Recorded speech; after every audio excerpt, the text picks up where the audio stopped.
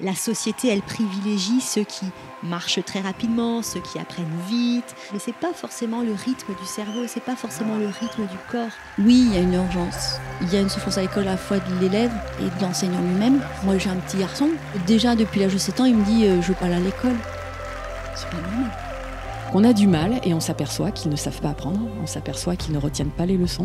On devient enseignant parce qu'on a un bac plus 5 en littérature et on nous dit voilà, tu vas pouvoir aller enseigner à des élèves de seconde à faire un commentaire de texte. Mais non, en fait, il y a une vraie pédagogie derrière. Et quand on est parent, c'est pareil, il ne suffit pas d'avoir créé un petit être pour être un parent. Il y a plein de choses qu'il faut savoir sur les neurosciences, sur les neurosciences sociales et affectives, sur le développement du cerveau, sur comment fonctionne le corps humain. L'école doit être un lieu d'éveil, un lieu d'épanouissement. On n'est plus dans le bon sens. Donc maintenant, il faut questionner pourquoi. J'inventais tout par moi-même et je tâtonnais beaucoup. Je suis allée me former à différentes approches et à chaque fois que je découvrais des choses à l'extérieur, sur ma propre initiative, je me disais mais pourquoi on ne nous apprend pas ça dans nos formations d'enseignants? Ça nous changerait la vie, on ferait beaucoup mieux notre métier, les enfants seraient plus heureux et la société irait mieux. Là, c'est pas évident quand il y a 1200, 1500 élèves, c'est pas évident pour pas dire impossible. On est bloqué par des normes, par des programmes. C'est pas toujours répondre aux besoins des enfants et c'est pas toujours accompagner leur plein potentiel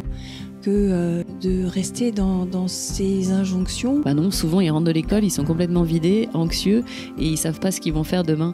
Donc il y a un truc qui marche pas. Les notes, les sacro-saintes notes. Les notes qui finalement restent l'unique objectif de tout ce qu'on fait à l'école. Quand tu ramènes un 2 sur 20, que le prof il a corrigé ta copie qui vaut 2 sur 20, il va te rappeler que toute ta vie tu seras toi un 2 sur 20 et que tu n'iras jamais nulle part dans la vie, que tu n'auras jamais le taf de tes rêves. Un élève qui reçoit une mauvaise note va identifier la note par rapport à la valeur qu'il a de lui et je pense que c'est vraiment indispensable.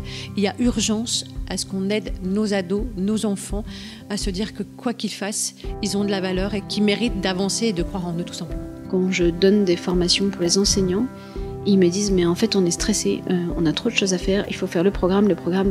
On a cette pression sociale vraiment sur nos épaules de il faut aller vite, il faut être dans l'excellence. On a confondu la liberté de tout être avec la capacité de tout être en même temps, ou en tout cas parfaitement. Parce qu'aujourd'hui, pour être une femme accomplie, il faut être irréprochable au travail sans jamais prendre sur le temps qui est consacré à la vie de famille. Il faut éduquer de manière positive, bienveillante et non violente, mais tout en étant quand même cadrante ou sécurisante.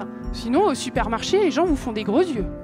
Et d'ailleurs, il faut fabriquer un être humain et rentrer dans un 36. Alors, en psychologie, on appelle ça la double contrainte.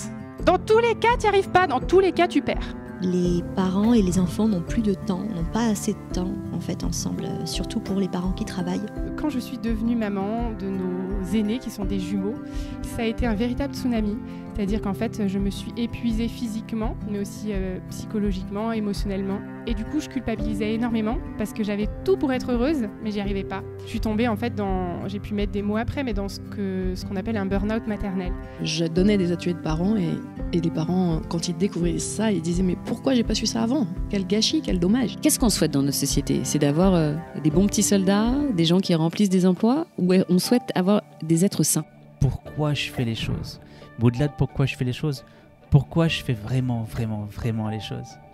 On est sur une orientation qui repose sur le savoir-être plutôt que le savoir-faire. Du coup, non pas qu'est-ce que je veux faire plus tard, mais qui est-ce que je veux devenir. Et si on ne travaille pas sur la vocation et donc le sens, et que dès l'école, on n'est pas dans le sens, petit à petit, on fait juste des êtres humains qui se déconnectent. Comment est-ce qu'on reconnecte un monde biaisé, un monde qui ne sait plus se dialoguer? Par nature, on se rencontre peu en fait de manière diversifiée, de manière intergénérationnelle, puisqu'à l'école, on est entre jeunes, entre guillemets. Une grande majorité de la population, en réalité, ne se connaît pas. On passe totalement à côté de qui on est. Tout est très concentré autour du savoir et donc des connaissances, mais très peu autour du savoir-être. Et on voit bien, en tout cas moi je le vis, que plus on se connaît, plus on est en connexion avec soi-même, plus on prend l'habitude d'écouter notre intuition par exemple. Parce qu'il y a de plus en plus de burn-out, il y a de plus en plus de reconversions professionnelles à 40 ans, de personnes qui ont effectivement coché toutes les cases. J'ai la grande maison, j'ai le beau mari, j'ai les enfants, j'ai un grand CDI qui m'apporte beaucoup d'argent tous les mois. Et en fait,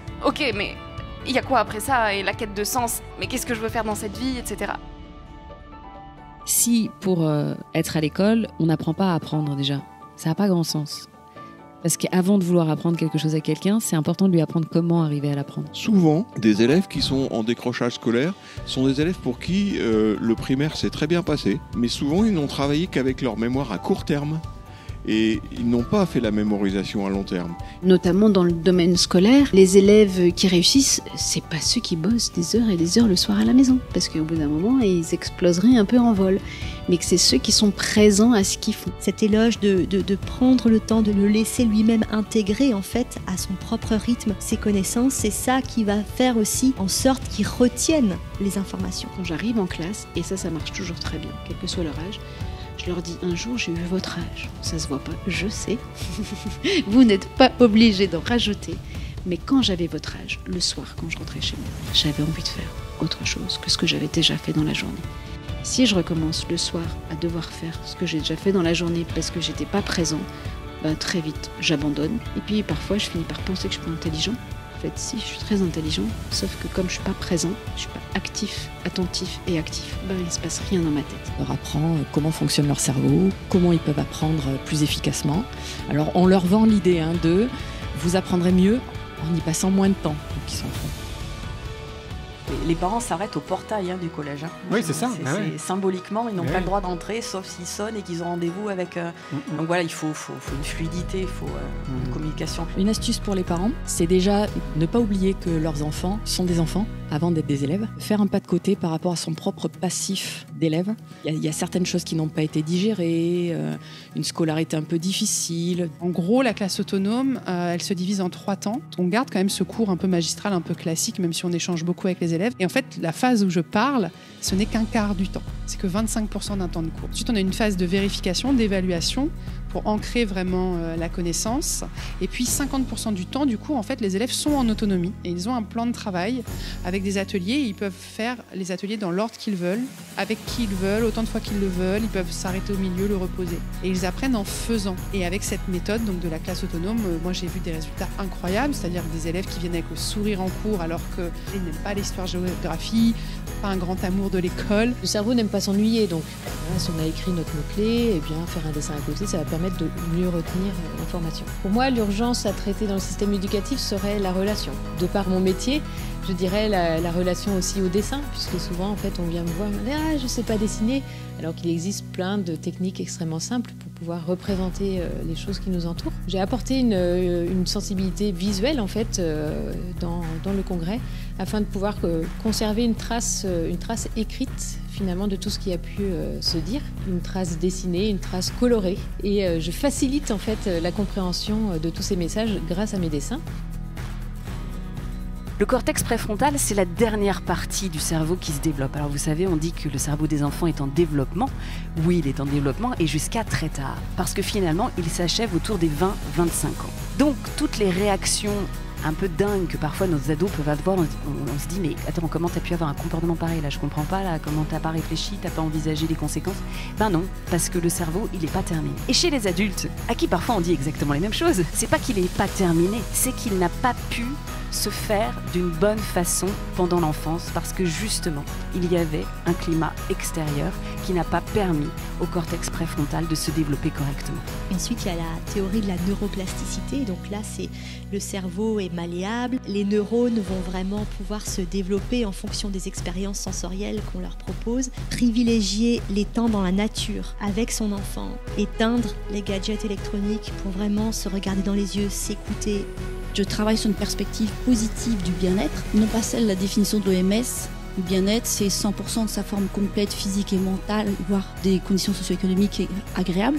Et je prends la perspective inversée, si on s'intéressait à ce qu'on a déjà. Jane Nelson, elle dit on fait mieux quand on se sent mieux. Donc on va faire en sorte que les enfants, les jeunes se sentent bien de façon à ce que leur comportement s'améliore. On va animer des activités ludiques très faciles et rapides avec les élèves pour travailler la communication, la maîtrise de soi, le respect, le bien vivre ensemble. Et on constate sur la réalité du terrain que quand on fait ça de façon préventive, il y a beaucoup moins de problèmes. Et donc ça, c'est vraiment pour moi une urgence, c'est d'être dans la prévention. Une chose que j'aimerais changer dans les écoles, et c'est quelque chose qu'on fait à Ikigai, c'est autoriser les élèves à choisir le règlement de l'école. On a quand même des règles de bienséance, de bienveillance et tout ça qui sont propres à la société, hein, donc rester poli, ne pas frapper et tout ça, c'est logique.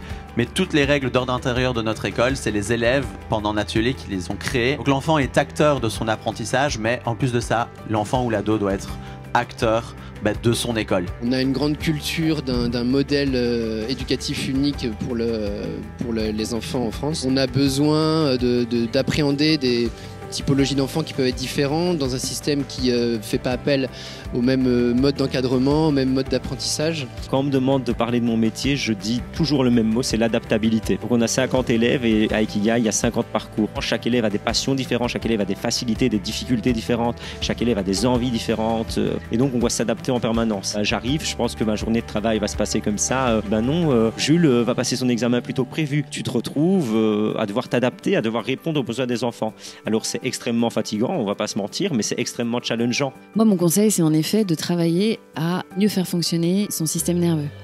Parce que plus on arrive à se réguler, plus on est capable d'être disponible pour les autres, plus on est capable de bien réaliser son travail, d'apporter de la lumière autour de soi. Prenez 3 minutes par jour pour vous tout seul. Il existe plein de moyens de le faire. Parce qu'il ne faut pas se mettre des paris de fou non plus. Mieux vaut se mettre 2 minutes de respiration après s'être brossé les dents le matin, par exemple. 2 petites minutes de cohérence cardiaque. Allez, c'est pas si difficile à faire. Et en fait, vous allez être surpris. Ça peut être quelque chose de très transformateur sur le long terme. Et c'est rien, c'est une petite touche, mais c'est une petite touche qui va engendrer tout un bénéfice. On peut profiter de la puissance de la nature. Parfois, il suffit juste de regarder par la fenêtre. On peut respirer en conscience. On peut faire plein de choses. On peut juste regarder autour de soi et éprouver de la gratitude pour ce qui est là. Et aussi se réjouir sur les apprentissages. Permettons aux enfants, en fin de journée ou en fin de semaine ou en fin de cycle, de se poser et de dire eux-mêmes « Ah, yes, j'ai avancé là-dessus ». Qui va se sentir en danger quand il excelle dans un domaine et qu'on va le booster là-dessus? On est toujours en train de vouloir rentabiliser notre temps. C'est pas gagner du temps que de vouloir aller toujours plus vite, toujours plus fort, toujours plus loin, pour au final griller des étapes. Une étape essentielle qui est celle de la connaissance de soi, où on se dit ça on verra plus tard. En fait non, c'est la base. Les enfants, ils savent identifier leurs forces en sortant de l'école. Qu'on peut être un super leader de groupe et on n'a pas besoin nécessairement après de faire une carrière. On peut juste s'occuper de sa famille, d'être le lien entre les parents, les petits-enfants, ceux qui ne s'entendent pas nécessairement. Et donc vouloir aller toujours plus vite pour se retourner à 50 ans sur sa vie et se dire « Ah mince, en fait, j'avais ce rêve quand j'étais gosse, j'ai jamais osé le faire. Pourquoi ?» Comme à l'école, on n'a jamais eu de cours de confiance personnelle sur cultive qui tu as en toi et apprends à oser, et il n'y a pas d'échec qui soit juste tente, fais, avance, rebondis. Comme on ne dit pas ça, et forcément on se retrouve là en se disant « Bah oui, je vais faire ce qu'on m'a toujours dit de faire. Et puis la vie, ça sera comme ça. » Donc ça demande beaucoup de courage de prendre le chemin le moins emprunté. Mais je pense qu'une fois qu'on y est dessus, on comprend les choses. Et en fait, les déclics se font. Et la ressource la plus importante, c'est le temps. Et qu'est-ce qu'on en fait de ce temps-là? Parce qu'au bout d'un moment, on peut le regretter aussi, si on passe pas ce temps de qualité avec les gens qu'on aime. Pensez à des fois où on vous demande de faire quelque chose qui n'a pas de sens pour vous, et puis vous êtes dans un rapport hiérarchique tel que vous n'êtes pas trop, c'est pas facile de dire non quoi. Donc vous vous retrouvez à le faire, mais ça n'a pas de sens pour vous. C'est comme la fleur. J'ai pas bien dormi, besoin pas nourri, cric, je me referme, besoin nourri, hop, je m'ouvre. Parce qu'à force de se séparer, à force de se stresser dans ce quotidien, chimiquement, on dégage quand même des choses qui sont délétères pour nos êtres. Aussi, je fais le parallèle avec eux, avec les choses qui réussissent dans la vie. On part du plein. Tous les élèves ont l'intelligence pour réussir. Tiens, si je fais de la compétition sportive, comment je gère mon stress? Ah oui, comment je repense à ce que le coach m'a dit? On préconise de vraiment installer des outils de mémorisation à l'école. À chaque fois que tu travailles, est-ce que tu as produit pour sauvegarder? Parce qu'on sait que pour mettre en mémoire à long terme, il faut réactiver. Si j'ai gardé une petite carte questions-réponses avec les mots de vocabulaire, avec les dates, avec le plan de la leçon, et bien ça, dans 3-4 jours, j'ai juste à me jeter un petit coup d'œil sur ma carte, me poser des questions, refaire remonter dans ma tête, et petit à petit, ça va passer dans ma mémoire à long terme. Ça prend 2 fois 10 minutes par jour. Mais c'est largement récupéré, même beaucoup plus en temps. Moi, aujourd'hui, je travaille autant avec du numérique qu'avec le bled de 1948. Moi, je vois l'évolution entre 2008, où j'ai commencé à lancer le projet, et maintenant. Au début, on disait aux enseignants, ne dites surtout pas que vous faites de la CNV. Alors que maintenant, ça y est, la CNV est connue et reconnue. Il paraît que c'est la formation la plus demandée en formation continue. installer chez vous une feuille Velleda ou un tableau, parce que les enfants adorent ça, quand on réexplique les choses, quand on dessine le petit mot, un dessin vaut 1000 mots, je réexplique aux autres, même si j'ai pas des autres, je suis dans ma chambre, je parle, et bien je suis complètement présent et actif. C'est pas parce qu'on met des gens ensemble que ça fait un groupe, et qu'au contraire on a un système, même les adultes ça fait ça, hein, on arrive dans un groupe inconnu, il y a une part d'inquiétude, notre besoin de sécurité, et une des stratégies c'est de se rapprocher de quelqu'un, et la stratégie d'après c'est souvent de se moquer des autres qui sont pas comme nous, et ça crée des clans, et si on s'en occupe pas, c'est ça qu'on va avoir à gérer. Alors qu'on peut très bien favoriser la rencontre par tout ce qu'on va appeler des jeux brise-glace, des jeux coopératifs. Donc c'est pas réussir dans la vie, c'est réussir sa vie. C'est pas la performance, je suis meilleur que l'autre, je suis meilleur qu'hier. On a tous des armes à disposition. Une de nos armes à nous, c'est de porter des mots, c'est d'écrire, c'est d'en parler. Et le retour que j'ai quand j'interviens sur des étudiants qui ont 18, 20, 22, madame, on aurait dû apprendre ça bien avant. Je vois des innovations partout, des enseignants qui font la classe autonome, des enseignants qui font des choses avec la nature. Je vois énormément d'innovations. On est tous concernés en tant qu'adultes d'aller leur fournir les clés de planter des graines. On a juste besoin de se sentir moins seul. Est-ce que vous ne trouvez pas que ça fait du bien de savoir que les autres galèrent aussi? Mais oui, c'est thérapeutique.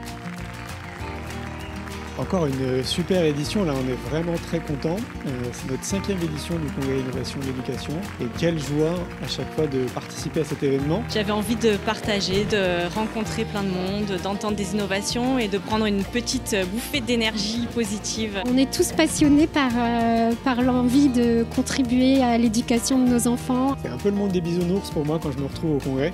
Parce que je trouve que tout le monde est bienveillant, rempli d'amour et de bonnes actions. Ce que je trouve encourageant, c'est que je sens qu'au sein de l'éducation nationale, il y a vraiment des envies que ça bouge, quoi. Je repars gonflée à bloc. Il y a beaucoup de partage, il y a une ambiance extra. Très belles énergies. Là, il y a plus de 700 personnes qui étaient présentes cette année à Bordeaux. C'était notre première année ici à Bordeaux. Et en fait, j'ai l'impression que tout le monde ici est dans cette énergie positive et ça fait du bien. C'est quand même plus de 7 mois d'organisation pour nous. Le contenu des conférences est vraiment super intéressant. Les intervenantes étaient top.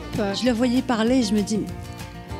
Elle ose, elle se pose pas de questions. Tous les outils qu'on a partagés ce week-end, on a les moyens justement d'être plus bienveillant envers soi et aussi envers les autres. Donc voilà, moi ça me donne de l'espoir en fait de venir ici et de me dire qu'on est nombreux à vouloir contribuer différemment. Je voulais comme d'habitude remercier tout le monde. Je vais oublier plein de personnes donc je préfère dire plein. Voilà.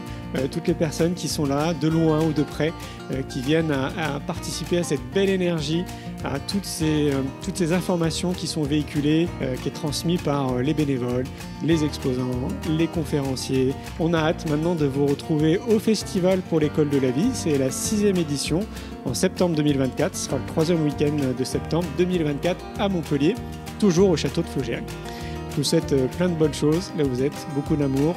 Suivez-nous sur les réseaux sociaux, vous tapez Innovation en éducation dans un moteur de recherche et vous allez voir, on est présent partout sur Instagram, sur LinkedIn, Facebook, Twitter, etc. Et puis vous tapez Julien Perron et vous vous trouvez aussi un petit peu partout si vous voulez suivre nos aventures, à savoir où est-ce qu'on est et ce qu'on fait. Allez, plein de bonnes choses et à très bientôt.